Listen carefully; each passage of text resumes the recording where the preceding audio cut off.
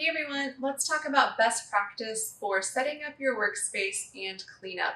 This will apply whether you are working here in our classroom or at home. In most art rooms, we have sink traps or what's called a solids interceptor that looks like this. Just because we have a sink trap in our classrooms doesn't mean you should be putting a lot of clay or other art materials down the sinks. It's especially important not to be putting those materials down the sinks at home. Let's take a look at some tips for keeping your workspace and your sinks clean. Before you get started, prep your workspace by protecting it with newsprint. You probably don't have a large piece of newsprint like this at home. Newspaper works just as well, or if you have a drop cloth or a plastic tablecloth, that works very well. These can easily be found at the dollar store.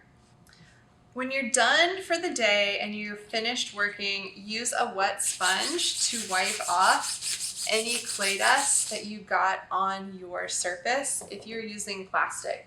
If you're using newspaper and you have clay crumbs, you can easily kind of fold your newspaper and then put them in the trash.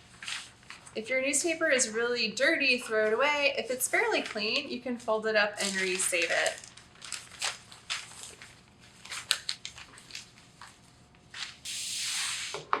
Remember to always use a wet sponge when you're cleaning up your surface. You might need to clean twice or go back over with a paper towel.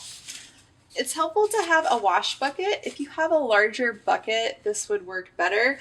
Before you wash your hands at the sink, wipe off your hands either in your bucket or wipe them off on a wet paper towel, so that you're already getting rid of some of that dust.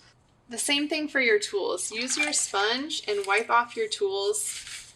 You can also wipe off your tools with a paper towel and then throw your paper towel away. When you're done with your sponge, make sure you rinse it as clean as possible in your wash bucket. For your wash bucket, you can just let this sit, although the clay will start to slake. So if you have a lot of clay on your hands, just leave this sitting in your sink or somewhere safe so that the clay will settle and that you'll get the clay to separate.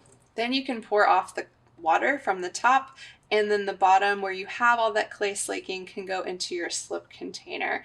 If the water's pretty clear, it's fine to pour down the drain. You can always pour it outside if you're really concerned about it.